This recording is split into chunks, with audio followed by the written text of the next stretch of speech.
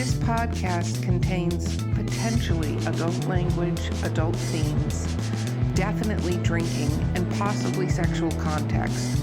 Listener discretion is advised.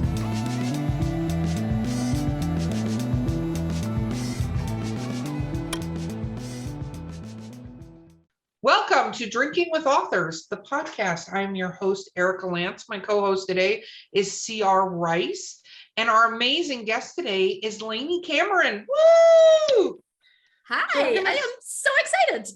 I am glad you're so excited. What's funny is our producer's going to put some sort of laugh track over that, so we'll see what happens. I was like, we should have cheering, and he's like, I can add that. And I was like, it gets weird.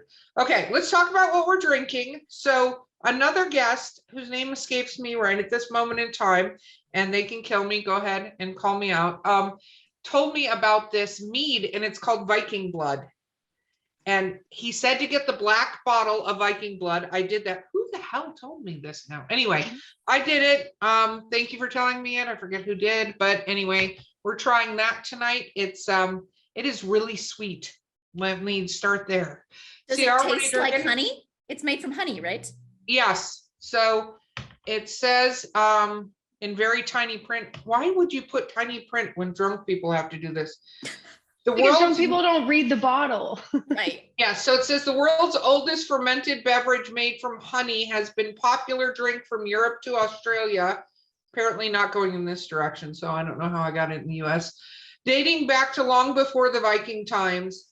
One of the earliest references to fermented honey can be found in the Hindus of India's holy books, which date back 4,000 years and possibly even earlier.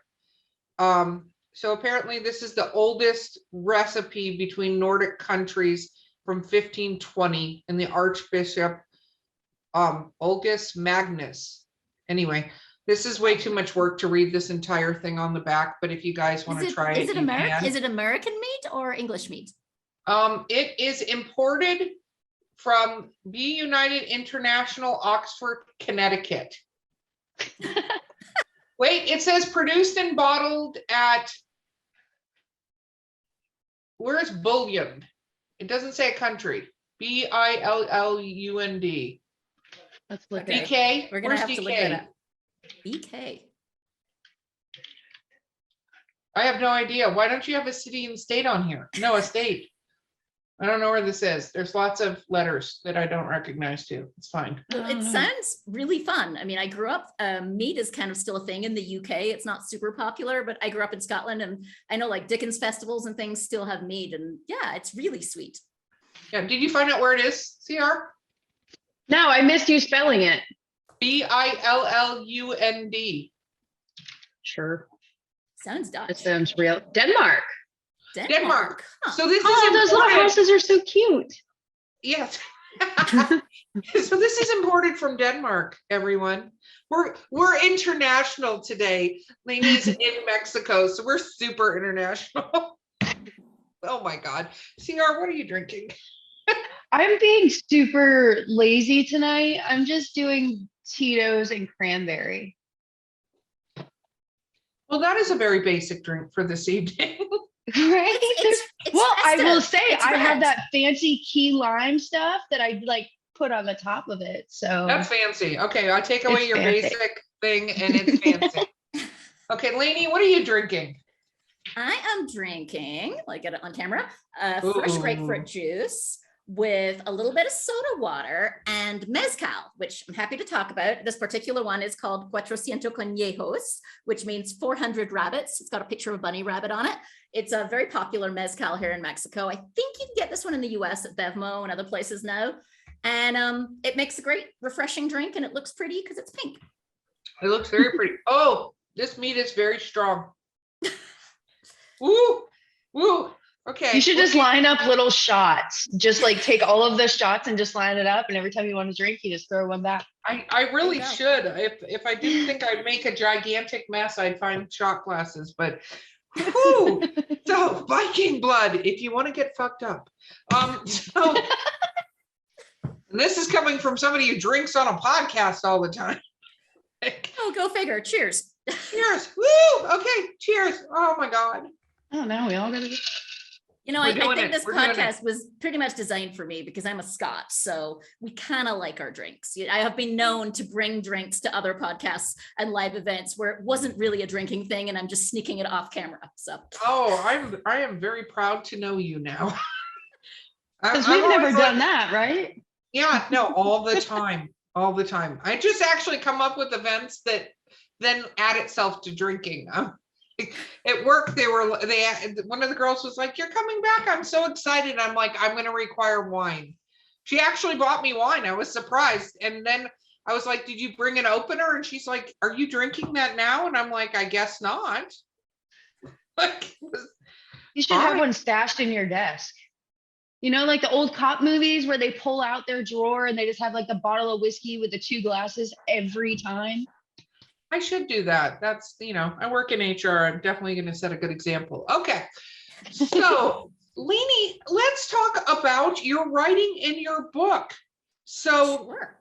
when did we cyber stalked you on Amazon, and because that's what we do with our guests. And let's talk about, first of all, the name of your book is The Exit Strategy. I just realized it's sitting on that. Yes. Oh, there you go. Looks like this. It's got a beautiful couple of coffee cups on the cover. And that's deliberate because it's actually about 2 women. One is a venture capitalist. She invests in companies for a living, and she's about to close the deal of her career. She's right on the first page, ready to walk into the meeting. And she realizes that the woman she's bet everything on, basically her whole future, is her husband's mistress. Rock on. Oh my God, this sounds epic. There you So go. epic. And she hasn't even confronted the husband yet. He's not yet come home. And so she has to meet the mistress before she's even talked to the husband, and she can't get out of working with her. Wow. I'm too spiteful for all that. Yeah, I was going to say Chelsea would down. They're taken out. So is this the first book you published? It is. I'm working on my second one right now, but this was my debut novel, my very first. It took me 5 years, and I'm actually astounded because it was kind of hard to find a publisher. It's a little bit out of the mainstream. This isn't actually a story about like the 2 women ripping each other to shreds, which would have been the easier story to write.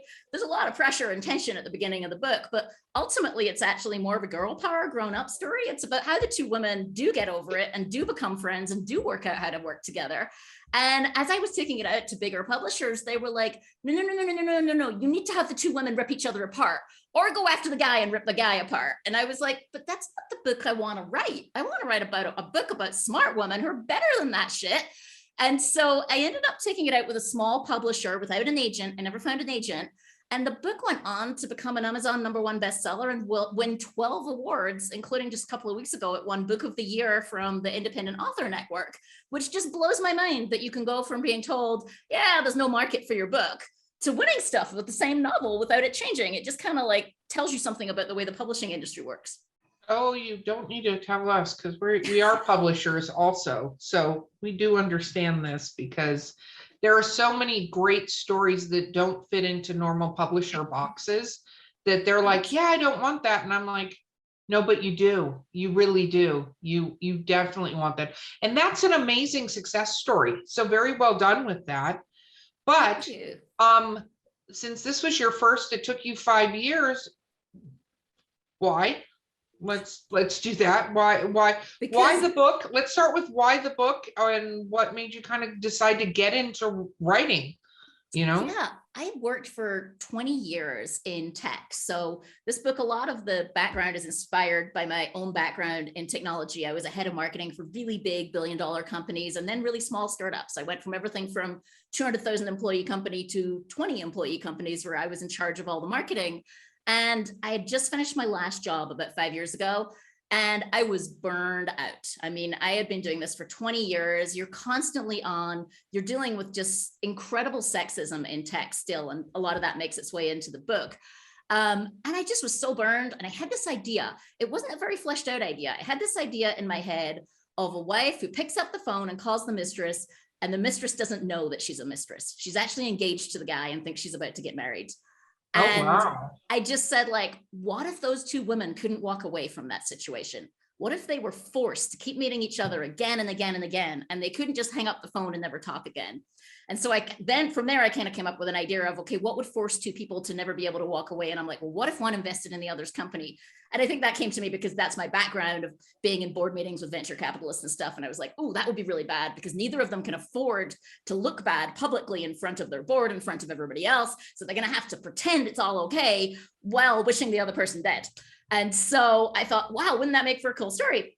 So I gave myself like 6 months. I said, I'm going to take 6 months before I go back to work. I was lucky enough to have a little bit of savings. And I was like, I'm going to take 6 months, see if I even know how to write the end of the story, because I had no idea how it ended at that point. And so I gave myself 6 months, I wrote it. And then funnily, like shortly after that, it won its first award as an unpublished book. And I thought to myself, if you don't finish this, if you just go back to work in tech, you're never going to finish this book. I used to work like 80+ hour, crazy schedule. I traveled all the time. I was like, I'm never going to finish this. I'm going to be like 85 years old going, I had an idea for a book once, and I'll never write the damn thing. So I thought, okay, I'm just going to finish it. I'm going to get it done. I did not know that it would take 5 years. Thank God, because I would never have embarked on it if I'd realized that it was that long a journey. But I had to learn the whole craft of storytelling, right? How do you get emotion on the page? How do you keep someone turning those pages? How do you keep the reader engaged? All of that. Like, I don't come from a writing background. I used to write like advertising copy, but that's not at all the same thing as, you know, keeping someone engaged for 300+ pages. And so I had to learn all of that. And it took a while. It really did. It took, 15 revisions before the book was ready to see the world. Oh, wow. 15 revisions. Well, luckily you have a background in marketing, because that's going to help book sales. So that's pretty awesome. So when did you finish that one? I finished that one in, when did they think I finished it, or when did they actually finish it? I thought I'd finished it at least 3 times before it was truly ready. I thought I'd finished it, and I queried agents, and I got a little bit of feedback around character. Then I worked with a developmental editor and rewrote the book another 3 times. And eventually it was actually ready. And that's when I took it out to another round of agents and small publishers. And that would have been in 2019. And I signed with a small publisher, and from there it went, called the Wild Rose Press. And from there it went fairly fast. I signed in like December 2019, and it came out in mid 2020. And we did some further revisions and some copy editing and everything on it. And so the thing that was interesting and, fun, depending on your definition of fun, is that it came out right in the middle of the first few months of the pandemic. And so it was really interesting, to your point, to work out, how am I going to engage with readers online? How am I going to make everything virtual? Luckily, we weren't all totally zoomed out back then. It was in the first months where people were still like, human connection, I want to meet real people, even if it's on Zoom. And so that was nice. It actually played to my favor. And I really appreciated being part of the community of debut authors. It was almost like we were battle scarred, 250 of us that were traditionally published and came out that same first year of the pandemic. And we were all dealing with the same thing. And so we really became a community. We had a Facebook group, and we kind of supported each other through that weird, odd year where we were all trying to work out, like, how do you bring out a book in the middle of like a news cycle where you don't really want to be the person raising your hand going, hey, I know, the hospitals are filling and it's a horrible world, but would you like to read my book? And so it was a really interesting moment to try and bring out a book, but it was so cool to be part of that community of authors. And we all worked out how to do that, how to get our work into the world anyway. And the cool thing is people love escapism, right? It was actually a year that of all years, people needed to escape. No, it's true. I was talking to somebody last night about that, is that, as much as people go, oh, I shouldn't owe this, people are having a tragedy, they need that. They need the escape from their life into another world, because it's still not pleasant out there for a lot of people, and they have to have that. So that is exciting. You've started on book 2. So have you officially retired? Did you officially retire with this? I have. And I'm lucky that, well, it's related to the I'm in Mexico thing. So I'm lucky that between my hubby and I, we can make it work financially, so long as we're not living in an expensive place, right? So when I started, we were living in San Francisco, renting an apartment in San Francisco. So once I decided I was going to stick with the book, we realized he could do his job online. He does consulting and development for computer and tech companies. And so we realized, why would we stay in one place or pay expensive rent in the Bay Area? And so we've been nomads, basically moving around the world, living in different locations for the full 5 years since I became an author. Oh, that's got to be so much fun. That's got to be so exciting. It is. How did you It's talk your awesome. husband into that? Because I've been trying to do that. You know, he was as excited as me. I think sometimes you don't realize something's possible until someone else says, what if we did it? And then you kind of go, I guess we could do that. Why not? And so we tried different things that didn't work for us though. The first 6 months we lived in an RV. We sold like my Hyundai for like $9,000 and bought a $9,000 27-foot RV. And we thought, oh, it's great. We'll travel around and stay in different RV parks. And that turned out to be, I mean, a great bonding experience for us as a couple because we didn't kill each other, but a terrible way to work. Two people working in an RV is a horrible thing because you don't have any noise separation. And I don't know about you guys, but I can't write when someone's talking, like if someone's on the phone or there's noise. And so it's amazing that we actually still liked each other by the end of that because, you know, one person stands up to go to the bathroom in an RV and the entire thing rocks. So you're trying to work and like the RV's rocking back and forth and I'm shouting like, stop rocking our house. It was challenging to say the least. So we tried that and we realized that was not our thing at all. And then 5 months into it, the transmission blew on the RV and we took it as a sign from the universe that we're done here. And we actually parked, this is a funny story, parked the RV at Las Vegas airport and went online and said, where can we go with our frequent flyer miles today? Turns out you can park an RV at Las Vegas airport. It was like $5 a day. And we literally went, where will our miles take us? And the answer was Mexico and it was Mazatlan. And so we went off for almost a month to Mazatlan, kind of abandoned this RV in the parking lot. And when we came back, we were determined. We were like, okay, yes, we liked being in an apartment with doors that close where the thing doesn't move around. That's the right answer for us. And so ever since then, we've done rentals and we always look for a rental with 2 rooms, either 2 floors or separated by a good, decent sized door that will keep it quiet. And that's worked for us ever since. We've rented and stayed in different locations around the world. I think that's brilliant. So I was talking to my boyfriend about doing the RV life. Like we seriously talked about it. We seriously looked at things. And then I said, you know what we need to do? We need to rent an RV for a little while and go do this and then see if that's something we want to do.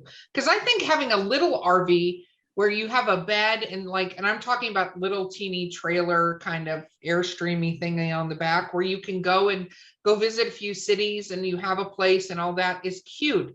But I think if you're like, I'm going to live the RV life, watch a bunch of videos and then put yourself in those videos and go, how would I feel about showering with the back of my van open and, you know, putting a, you know, I watched this girl the other day, she's like showering in my van, conversion van. And she put, you know, she opened the back doors of her van and she put the shower curtain and it swings out and I'm like, what do you do when it's like below, I don't know, 70 degrees outside? Like, this seems like the whole time I was like, no.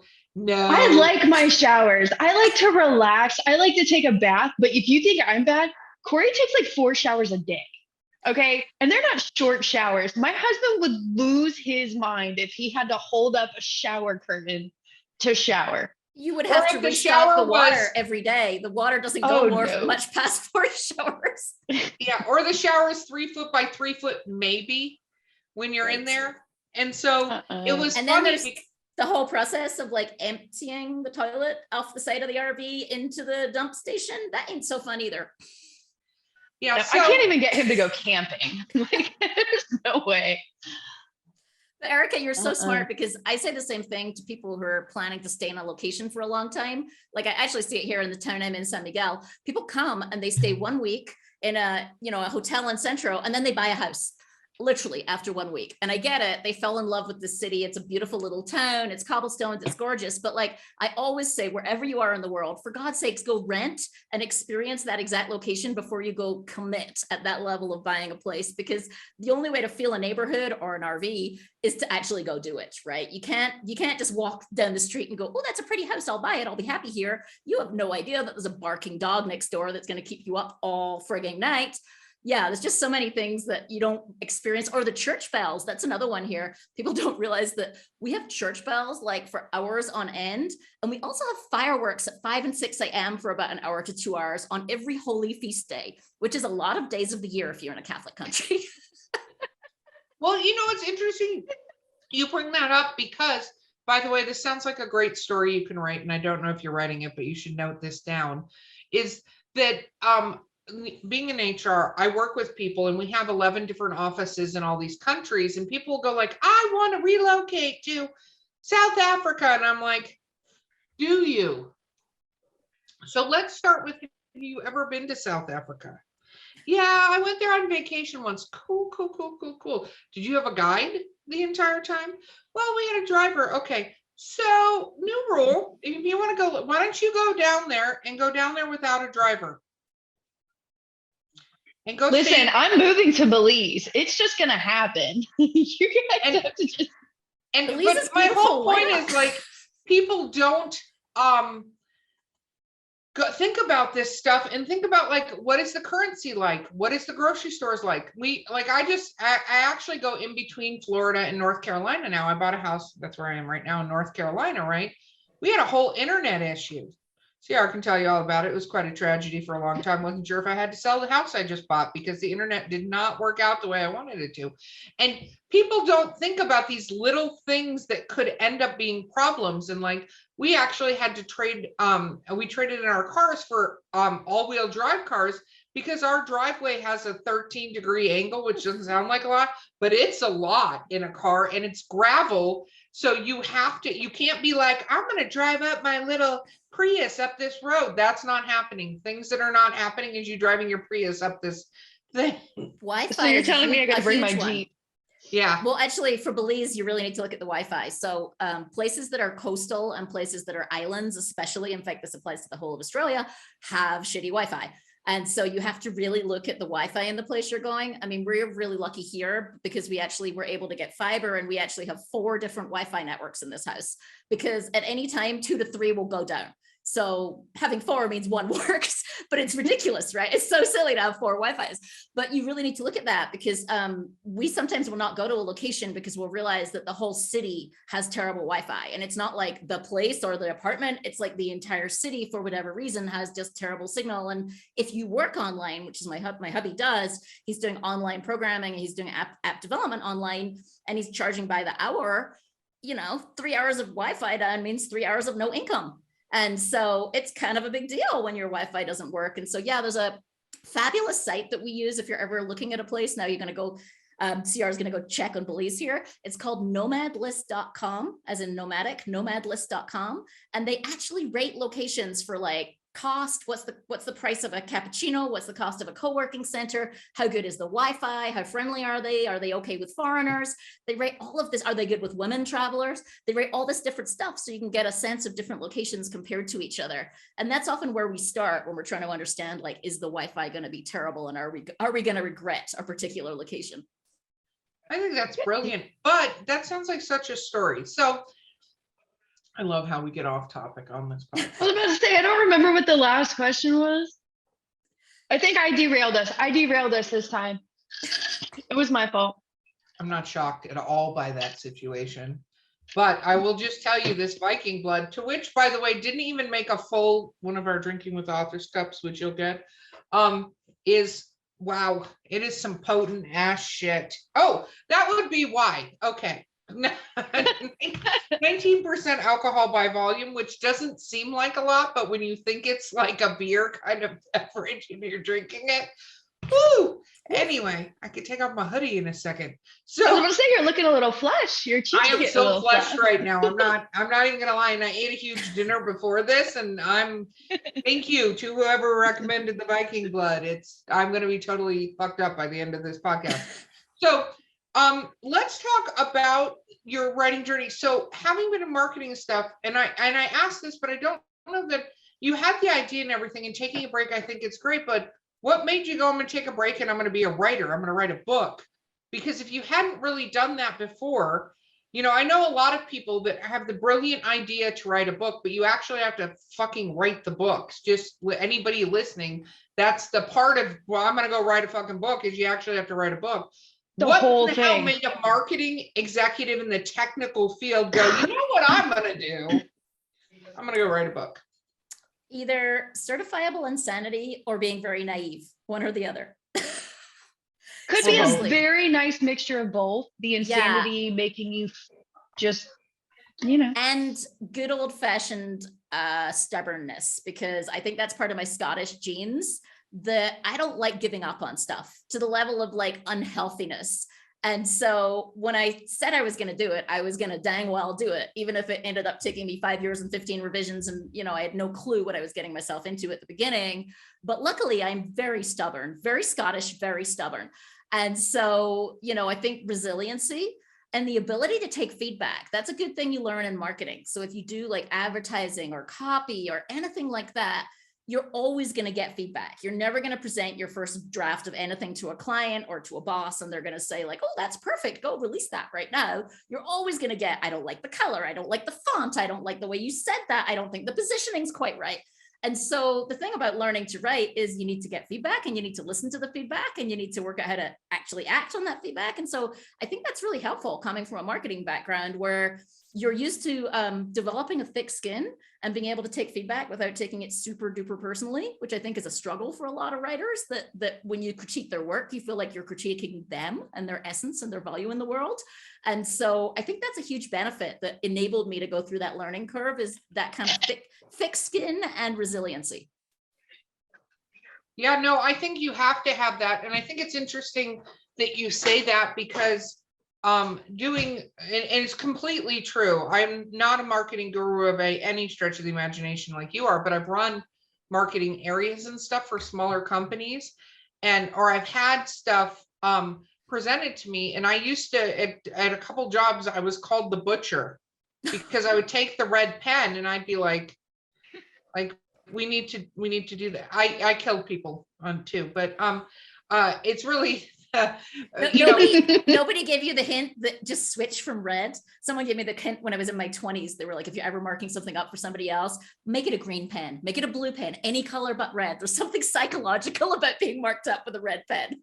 But on that same note, if somebody marks something in the red, are you or are you not always going to remember that for the rest of your life? Oh yes, you are going to take it seriously if it's written in red. See, you make people better, Erica. You improved them. I make people better. But I think it's important, and I think what you said is important, regardless actually of the field that you're in, is if you are touchy about everything that happens as an author, and every word you write is a golden cloud to which unicorns want to lay their nappy poos, and it sheds fucking glitter, you are never going to be successful as a writer. Because every single writer I know, even some of the greatest writers I've gotten the opportunity on this podcast to talk to, still fuck shit up all the time. They just do. Like, they mess it up, but they know they mess it up, and they know that's what an editor's for. And that's what, your beta readers are for, is to go, hey, this doesn't make any sense. Right. And you have to go, okay, did I intend that to be that way? Or is this legitimate feedback? But if you're like, no, it's my precious, then you're never going to get anywhere. Right. You will never be successful as an author if everything is your precious, right? Oh, Erica, you are so wise. Yes, you cannot be precious. You cannot be a sparkle pony, as the Burning Man crew call it. Yeah, you got to build a sparkle pony unicorn, right? You got to be able to take that feedback. And the other thing you'll have learned as well is when you talk to successful writers who've had long careers, everybody's career goes up and down and up and down. No one takes off like a rocket and stays up there. It just doesn't work that way. And so I think going into it, knowing that and having the resiliency to go through the bad patches is really important. Well, and I think, I'm going to say this because as a publisher too, and I can say that, but also working with authors and stuff, you have to write multiple books, whether it's a series or just multiple books. It's about volume. They literally there's a statistic from, and I'm not going to quote this correctly, but there's a statistic that came out on how many books an author has to write. And really, for most authors, real payment starts at about 6 books. And then at 20, you're in a comfortable backlist situation, because you need people, wherever they find you on their journey, to go back to the beginning and buy all the books, because they go, oh my God, this one was so great, I need to buy the rest of the books. That's how it works. Or they find your one standalone book and they go, I need to read everything by this person, because that's how we are as animals. We tend to go, we like this thing, we should go buy it. But if an author thinks they're going to get A Fault in Our Stars and it's going to come out and it's going to be a bestseller and everybody's going to fucking love it, and then they're going to do a terrible movie based on it, then I hate that movie. Don't even I get me fucking hate started. that movie But so much. I hate that movie. You know, I hate that movie so much. But if you think that's going to happen, you're going to lose at the game of writing. You're just going to lose. It's kind of like if you think you're that sparkle unicorn princess, you're going to lose at the game of writing. So I think it's brilliant that you went into this with that tenacity and ferocity, that you were like, I'm going to do this. I know it's not going to be perfect. I'm going to get it out, and I'm going to get it out right, which is totally kind of your background, which is amazing. So yeah, and I have to learn how to write faster is the next big challenge for me, because to your point on, I look at writers who can bring out like 2 books a year, or a book a year, or 2 books a year, and I'm not there yet. That's definitely not yet the pace that I'm at, but it's a learning curve, right? You get better at it as you go. yeah, I won't let CR tell you how many books she produces in a year. Oh, It go will on, just tell make you me, make me mad. sick, make me sick. By the end of December, I'll have 5 more done. Wow. Yeah. So, and we have a writer that's been on the podcast named Kenya Wright, and she does 10 books a year. Wow. Yeah. Depends on what you're doing though, because if you can lose yourself in one of the books, then you don't even realize it. But like, and how many your word count and stuff like that completely changes everything. No, it does. Okay, we have to take a break. We will be right back with Drinking with Authors. Sample locally sourced, quality distilled spirits in the beautiful Columbia River Gorge. At Skunk Brothers Distillery, we're family owned, brewing small batch grain to bottle spirits, just like our grandfather did back in the Prohibition era. From handcrafted bourbons and moonshine to flavored blends and cordials infused with local fruit. Join us for a tasting tour and buy Skunk Brothers spirits straight from the source. It's all in the family at Skunk Brothers Spirits, located in Stevenson, Washington. So we're back. Before the commercial break, we and I say commercial break because we have commercials. We were talking about Now You Speeding Up. So you're on book 2. What is that looking like so far? It's looking like the universe hates me this year. Got it. It's every time I settle down and I get really into revising, something hits me sideways. It's been just a little bit of a crazy year. I ended up going back to California because my mom wanted to get into a flat house, and I ended up spending 3 months packing boxes and moving her house for her instead of writing. And then I settled down again just a few weeks back in I did great in October, and then November I was settled and writing in Vancouver, and unfortunately my mom took a fall, so I expressed back to California to help her out, stayed there for another month. So it's been a little bit of a challenging year in terms of like, it feels like each time I settle down and I'm like, yes, I'm in a vibe, I'm getting this done, boom, something hits me sideways. But that's just the way of it sometimes. And I've been super productive since Monday, and it's Wednesday. So, hey, we're going to hope this time that I can sail through the rest of the year and keep at it. Well, I hope so too. I hope you also didn't just jinx yourself by saying that out. Yeah, loud. you never say that. You don't do that. You go, well, you know what? Shit happens. You never Well, know. maybe it Shit will, happens. maybe it won't. Yeah, who knows? There you We'll go. see. We'll see. So what is this next book about? This next one is inspired from my own life as a digital nomad. So I wanted to write a character who was a digital nomad, and she is an adventure travel Instagrammer, who the kind of crazy person who travels around the world, throwing herself off cliffs and base jumping and all of that crazy stuff. And she has a dark past. And at the beginning of the book, she looks up and her childhood home is on the news, and there is a worldwide woman hunt for her to find her. And so she is both in the media because she's actually a 2 million follower person on Instagram, but nobody knows that she actually used to be this other person. And so she's going to have some really tricky things to navigate on. In that scenario, if you go dark, you just draw more attention to yourself. And so it's kind of a little bit suspensey, but still women's fiction. Very, very cool. This is awesome. Where do you get your ideas from? That one came from me trying to come up with a story about a digital nomad, because so many people said to me, like, why don't you write about that? That's such an interesting life. Why don't you write about it? And so I started thinking like, okay, well, what if I wrote about that? And then I was like, what scenario might happen where something interesting would happen to a digital nomad? And it started from an idea of her actually being on a cliff, setting up a video to record a scene that she's about to do where she's going to jump and hang off the edge of the cliff, and seeing someone commit a murder as she's setting up the video camera. And so I wrote out the whole kind of scenario of how this would look. And then I showed it to one of my writer friends who I trust implicitly. She read the whole thing of like my outline of what this would be. And she's like, you don't need a murder. This book is big enough without the murder. Just ditch the murder. No one needs to fall off a cliff at the beginning of the book. And so it's funny because the very idea it started with, which was seeing a murder, is gone, but it's even more intense than the original book. So it's kind of interesting. You kind of work an idea and it ends up somewhere different than where it started.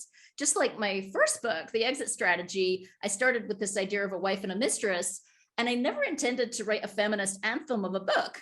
I just set it in Silicon Valley because that's where I worked for 20 years. And then it just had a bunch of sexism in the book because that's what I dealt with when I worked in Silicon Valley. And then I had to kind of deal with the sexism in the book because I couldn't ignore it because it was there, because that was just the setting. And so ultimately the two characters actually tackle the sexism and have to work out how to deal with this. And so it's been funny to me that like what it became, which is this incredibly feminist book that people call uplifting and girl power and all these things, came more as an auxiliary kind of side effect of me just writing what I knew than that I deliberately set out to write that kind of book. It's kind of interesting. No, I think that's really interesting. I had that happen with a book I wrote under my pen name, and it's called My Home on Whore Island. And it is what happens when you stop looking for Mr. Right and you start looking for Mr. Right now. And I put all these whore tips in this book, and I wrote it more as a humorous from a woman's point of view if she was having fun in the world and wasn't being considered a slut, right? And I've gotten so many reviews about what a great feminist book this is and stuff. And I was like, that is not where I was going with this to begin with. But I can see how it ends up in that well, I wasn't, well, that's why I actually read some of them. Book, that was what it was. Is like I read it and then like I go through and I love reading reviews. Like I do it all the time. And I was like, that is definitely not what she was doing. But like, good for you. Good for you, sir. Well, Madam. See it if she's owning her sexuality. Yeah, I can totally see that. Yeah, no, totally. Well, there's these whore tips she gives. There's over 100 of them in the book, and people in the reviews quote the whore tips, and they're about finding your identity and knowing yourself and knowing what you want. And it was more from, hey, as a female, look at this. And then I went, wow, that is a feminist book. And I didn't intend to write it like as a feminist book. And I think sometimes when you accidentally fall into doing something like that, it actually is a better book than if you're like, I'm going to write a feminist manifesto, because then you're trying to insert this thing versus having your experience, which was naturally an experience, and I totally understand that, flow into the actual book. And because it's real, it communicates. Like that is a big difference. If you pull from real life experiences, even if it's a tiny nugget that you stick into your book, it communicates better than if you are 1,000% making it up. But every writer, I think that's true, is that if you imprint some of you in the book, it makes a difference. Now, obviously, Stephen King doesn't go out and kill people, I don't think. Maybe we'll find that out later. That we know of. Yeah. But I'm sure some of the characters and stuff are people in his life, people he relates to. That's what makes it really real. So that's and exciting. Then this next combine book. that a little bit with giving yourself permission to end the book other than maybe reality. Because in my earlier drafts, in fact, my editor, who's amazing, Tiffany Yates Martin, she's a developmental editor, really challenged me on the ending. She's like, so did you end it that way because it was realistic or because it was what the reader wanted? And I was like, because it was realistic. She's like, try ending it in a way that you'd like to see the world. And I was like, ooh, I can do that. It's fiction. I can end things any way I want. And so the original ending wasn't nearly as uplifting as the actual ending in the final book, because I was trying to stick too much to accurate reality of like, well, the sexist pig always wins, so I can't completely do it differently. And it took me a while to realize no, I can end this dang thing any way I want. No, it's true. And I'll tell you though, sometimes the endings what you're talking about are sometimes the better endings too. I think that's great. And if that flowed for the story, great. But when you're writing, I think that's one of the things, and it's great. You have a great editor that knows your book and all of that stuff. But there's so many people out there that run into people that want to change sort of the vision. And I think some stories simply don't have happy endings. I know a lot of people want happy endings on stories. And some of my stories have happy endings. I'm using quotation marks. But a lot of them do, I think it's impressive when you go the route that messes with people. You know what I mean? Like Yeah. that they're not expecting whatever. But of course, there's that whole genre of readers that wants, Fabio on the cover of a book and I happy I endings. like I like ambivalent endings. I like endings Read where some Scott things work Westerfield. out, but not everything. Yeah. Yeah. Well, I love Empire Strikes Back endings. I don't care. That's how I feel. Like I want the like cliffhanger. Something else could happen. This is kind of wrapped up, but there's something else out there. I'm a huge fan of Empire Strikes Back endings. I think a lot of people should do that. When I've been a beta reader of books, and like especially if it's book 2 and they end it and it's got a bow, I'm like, this is bullshit. Like you need to change this ending because it shouldn't end with a bow on it. It should end with a dun dun dun, and then whatever's going to happen to draw the person into the next book. Do you ever think about doing series? I think about it. And it's certainly, from a marketing perspective, it's the much smarter path, right? It's hard to sell a series of standalones. It's like every book has to make its own mark in the world. And so I think about it. I just haven't quite had the idea for what has that series potential yet. Like I'm open to it. I just have to have that right idea that I feel has enough legs. And neither of these first 2 books, or even the one I kind of half fleshed out in the middle but set aside, had the legs to be a series.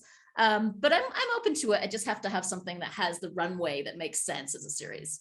So I'm throwing this out there because writers listen to this podcast.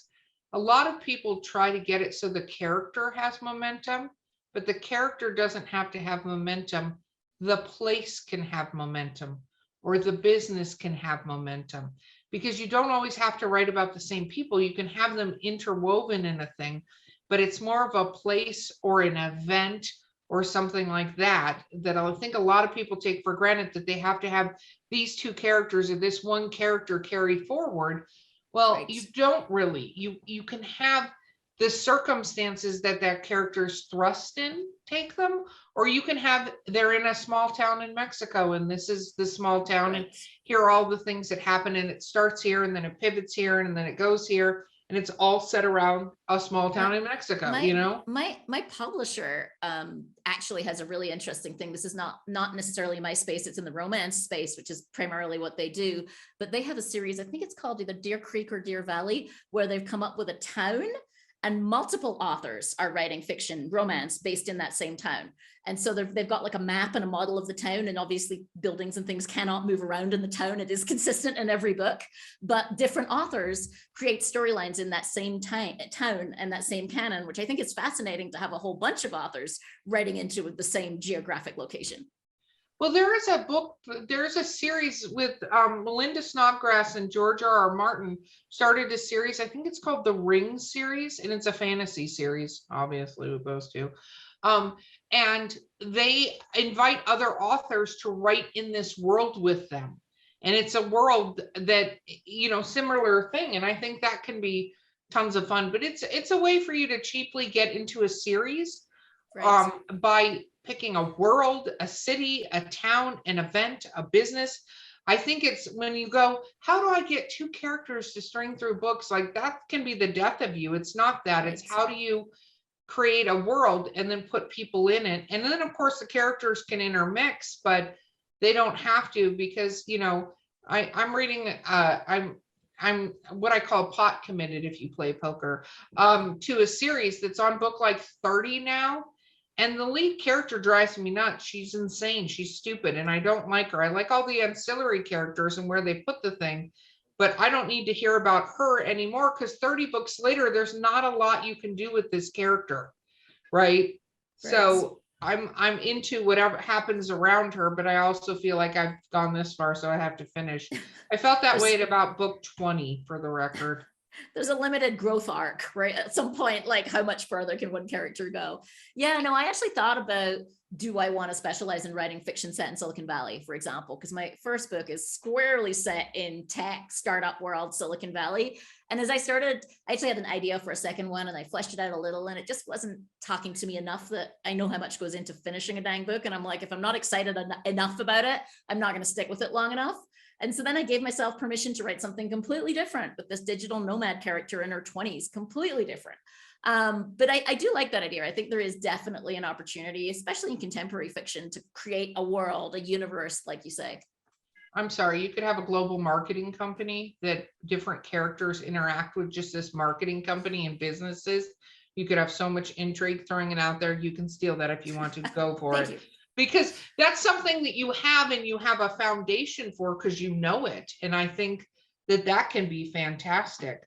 So let's talk about editing for a moment, my friend, because you wrote this book and then eventually you gave it to an editor of some kind, correct? Yes, two editors really. Well, I worked with a book coach for a while, which was more about honing the craft and going back and forth on certain scenes. But then I had a developmental editor who I worked with, and then I had an editor at the final small publisher that I went with as well. So what is a book coach? Because that is literally the first time I've ever heard that term. First time ever. Yeah. A book coach is very similar to if you were training for like an athletic event. Let's say you were training for a triathlon and you had a coach. It's a very similar thing where I did train for a triathlon. So this is something I can relate to is you're doing sprints and you may be redoing the same work again and again to learn something in particular. So with a book coach, as opposed to an editor where you're hopefully going to finish the whole book and give it to the editor, with a book coach, you might be going 10 pages at a time or a chapter at a time, and you might rework the same chapter 5 times in a row because you're trying to learn a particular skill. So it is very much more a coaching relationship versus an editing relationship. It's a little bit of the same skill as an editor, but it's also somewhat different in that it's a teaching environment. It's more like a one-on-one coach who's teaching you some of the craft skills. Does that make any sense? It totally makes sense. I've just literally never heard of that before. And I think that could be a great thing. I was actually just, I have somebody who's a writer that's emailing me and they're just starting out and they keep sending me the version of their story. And I ended up sending it to some of our editors at the company. And I was like, I'm not quite sure what to tell this person at this point in time. And they were like, here is a list of books they should go read. Because it is a skill and some people are naturally more skilled at it than others. And so I'm like, here are books you should read. I think the one lesson you could take away is even if you are a natural artist at writing, you need to continue to hone your skill. You need to continue to get better at it. In the same breath, I was talking about this story. We were talking to somebody else and they had written, somebody had read their first book and then by the third book they're like they're getting much better and I'm like, God, I hope so.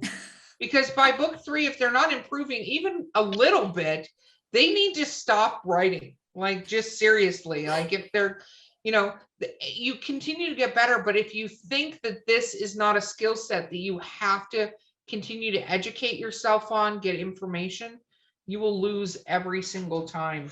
So when you sit down and go ahead. There's a good company called Author Accelerator that trains book coaches. And it's kind of neat because the challenge with book coaches is anyone can kind of hang up a shingle and say, I'm a book coach, right? So how do you know if they're any good? Are they actually going to be supportive? Are they going to tear your work apart? Like, it's really hard to know. So it is nice because you can go to someone who's like certified by Author Accelerator, which means they've taught them the methodology, not just to give feedback, but how to do it in a productive, helpful way that doesn't destroy you, which is pretty important. And so like, I think either getting references, if you're getting a book coach, don't just believe what someone says on their website, go talk to other people who've worked with them, or looking for someone who's certified like that is probably a good idea, because I feel about book coaches the same way I feel about local critique groups. They can either be fabulous and skyrocket your career, your craft, or they can destroy your confidence and make you want to quit. Like, it can go the other way. Well, and it's, again, I was talking to somebody a couple days ago about this exact point because they had lucked into a critique group and it was really, really good. And I always say, authors beware of critique groups. First of all, anybody in that critique group, see if they've ever actually published anything ever and take a look at the reviews for what they've published. Because if they're self-published, which can be great, but if they're self-published and they have a bunch of reviews about how bad their grammar is or all this other stuff, keep that in mind. And I'm not being mean, but there are some people that just like to criticize in the world. Yes. Hence the internet and hence trolls.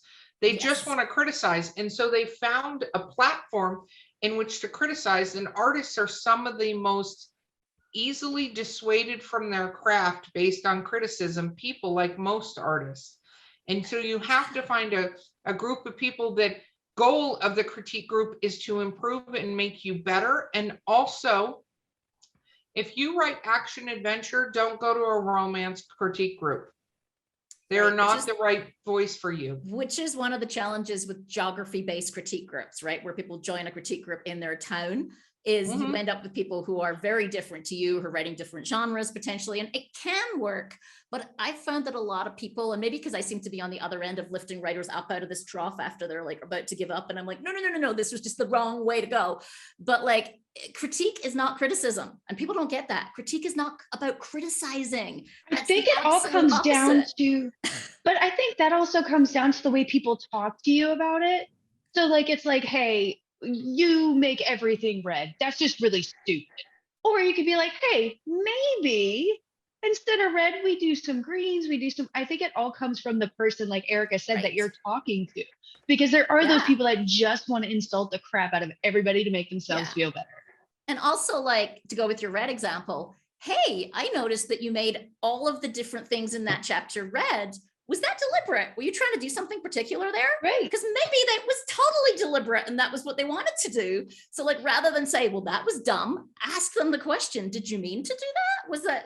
Were you trying for something there? Yeah. And I tell people all the time, take advice from people who also read the genre that you're writing in, because writing styles are very different. I write chick lit erotica and humorous erotica, and I write horror stories, like graphic, people get grossed out horror stories. Those are my two genres, right?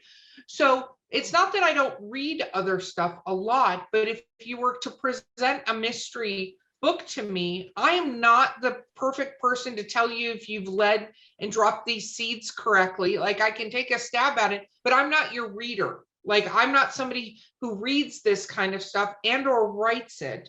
I also don't write sci-fi. I read sci-fi, so I can tell you whether it's really hard sci-fi or if it's, lighter sci-fi.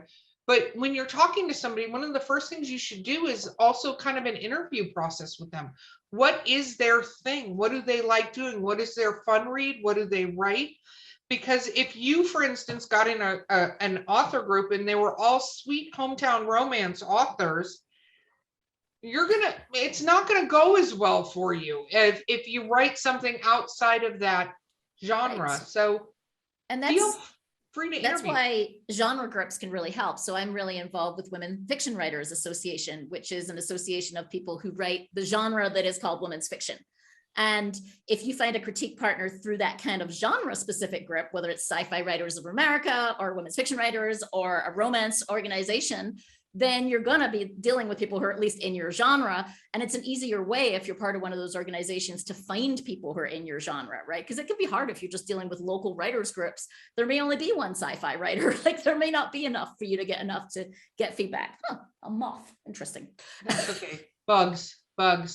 I've discovered a Japanese bug that looks a lot like a ladybug that they apparently dropped all over North Carolina to kill aphids.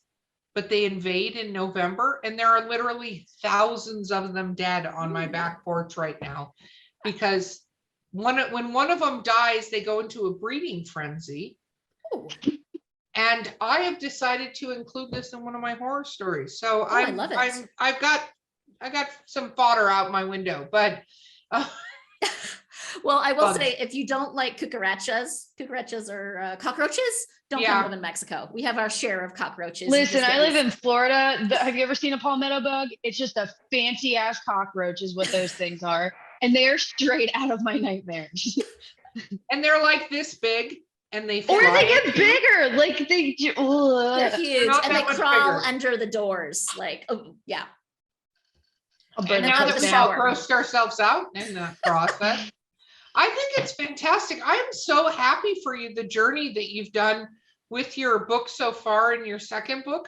It's amazing how many right choices you've made in this process, because a lot of authors that we talk to have made, it's sort of a trial by fire, and you fall into a pit with spikes, and then you get yourself out of the pit with spikes, and then there's a dragon, and then like you go through this and I'm always immensely have a lot of admiration for these authors that get through all these trials and situations, and like, I'm going to write a book. Well, it took me 5 years to write a book.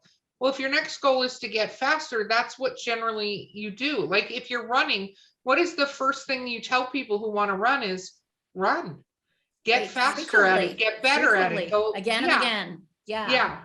I mean, there's Yeah, all I these mean, there's a little tricks you roll can in do. triathlon, 10% roll. So you can improve 10% at a time. So don't go run 1 mile and tomorrow you run 2 miles and then the next day you run 10 miles. Because all you're going to do is sprain everything in your body and make yourself hate it and never do it again.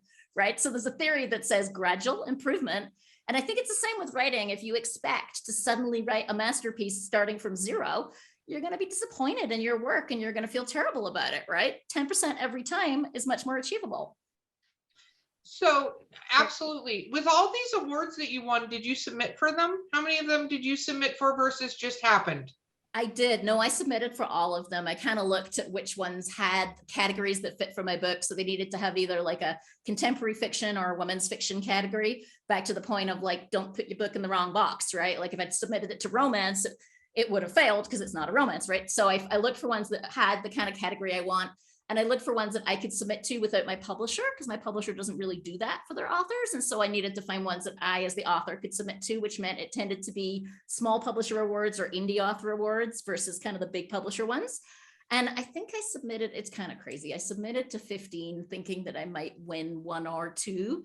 And being a debut author, my theory was, you know, this book is not going to be a New York Times bestseller coming from a small digital only publisher, but I can build some credibility as an author so that people think that my work is quality. And when my next book and the one after that comes out, I at least am viewed as a quality author that they can view, you know, that they're not going to be disappointed in my work. And so it just kind of blew my mind that I won 12 out of 15, which by the end of that process, I was just like, I feel really bad because I did not intend to do that. Like that wasn't the goal.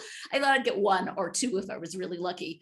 But I think, I don't know, the stars were shining or something. I'm really fortunate, but I got to tell you that you have a good book. I mean, there might be that. I mean, that's always a really good option.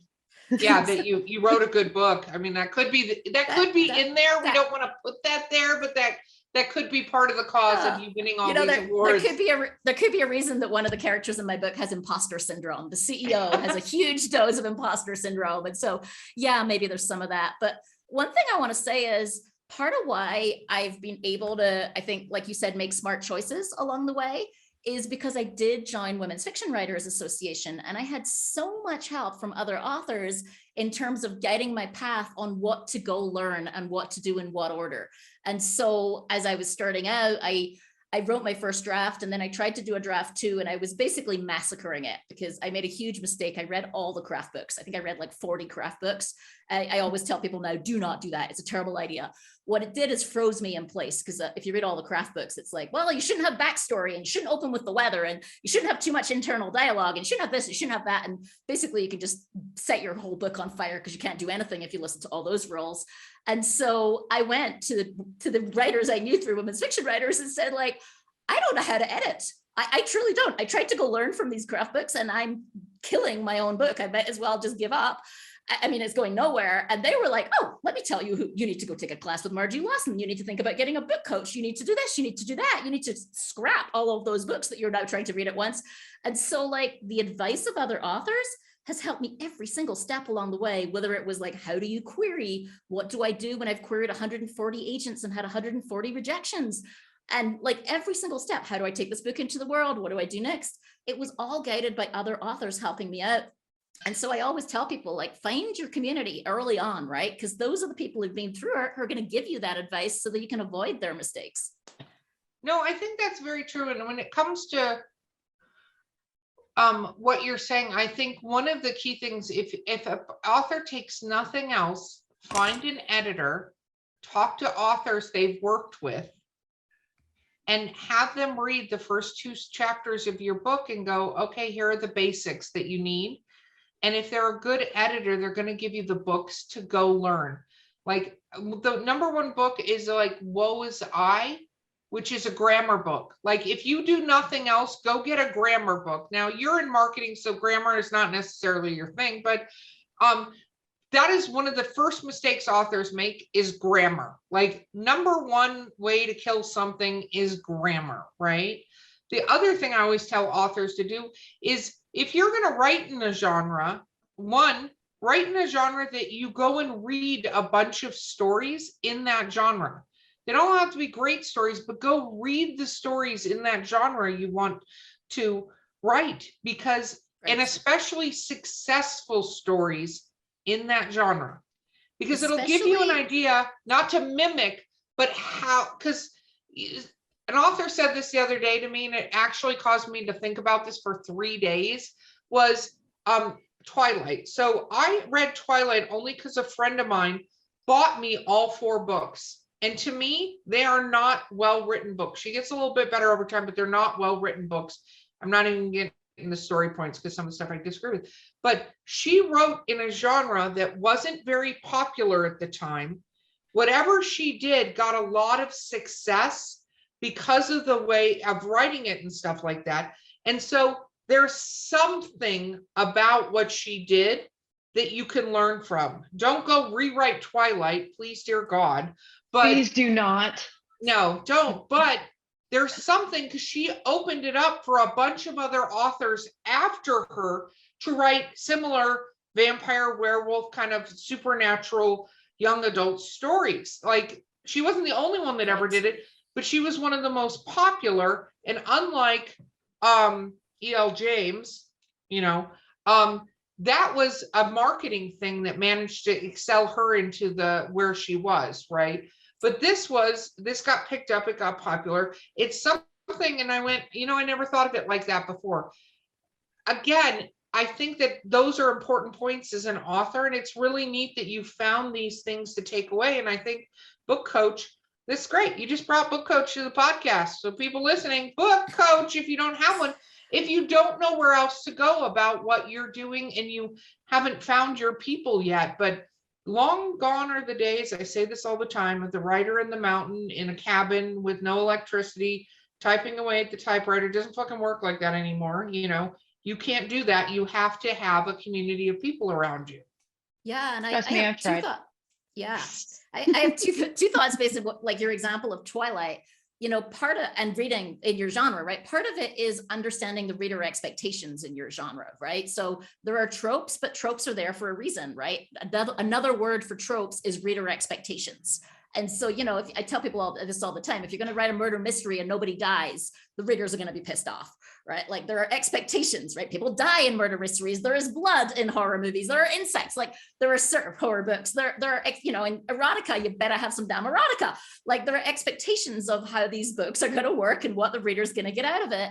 And I think, that's what you get, right? You can see how it's written well, but also just understanding those expectations so you don't disappoint your reader, because they do have those expectations of certain types of books. And at least if you're going to do something different, do it deliberately, knowing what you're doing. And then the second thought, Twilight is a brilliant example of this, is like, there's a reason a lot of the most innovative, interesting, rule-breaking, category-breaking books don't come out of the big publishers. They come out of the indie world. It's because sometimes you do just want to do something out of genre, and there is a market for it. And you shouldn't listen when someone tells you that it doesn't fit exactly in the box that it's supposed to be in, because The Martian, what heck box was The Martian in, right? But that was a book that was indie published originally. Like, Twilight. I mean, there's so many great books that have broken the mold and broken the genre. And I think we put too much emphasis on telling writers that they must only write in a genre, and it stifles that creativity. And some of these great books didn't fit in a particular genre particularly well. Well, and we're going to talk off podcast, because that's the entire genesis of our publication company, is we're bringing the publishing apocalypse. Because of that reason, is whatever your story is, there is a market for your story. I'm not saying that market, like, I know people that write in a fetish where you're eaten, like it's a fetish, and the whole fetish is not like a cannibal you're eaten, but you're like swallowed whole. I forget the name of this. Wow. There is a whole, I know. First of all, how did this become a fetish? Who went, you know what I want tonight? I want somebody to swallow the entire body and survive. Okay, CR, we're not going down that path. We're not opening that door. That door is going to remain firmly closed. Okay, but I have a question. What are you eaten by? Is this by another human, or by a whale, or by a space person? So many questions. No, it's by another person, or you're a werewolf that's eaten by a vampire. It's a it's a subculture, but it's a subculture of a subculture, but it exists. And if you go on Tumblr, you'll find this subculture. And I found it because I was talking to some authors and about their stories, and they're like, yeah, I write this, and I've said the name, and I've had way too much Viking blood to remember the name. But I was like, what is that? And then they explained it to me, and I just sat there, and they were waiting for me to react horribly, or like CR did. No offense, but I just need some more details. I just need to know how this works. I'll get you more details, I promise, just not on the podcast. And I was like, that's interesting. And so they write in this subculture, and I was like, have you ever thought about publishing, like really publishing your work? And they're like, nobody would want to read it. I'm like, obviously people do, because there's a whole subculture on some of these boards about this. Now, is that going to sell as much as A Fault in Our Stars? Probably no. That's not going to sell as much.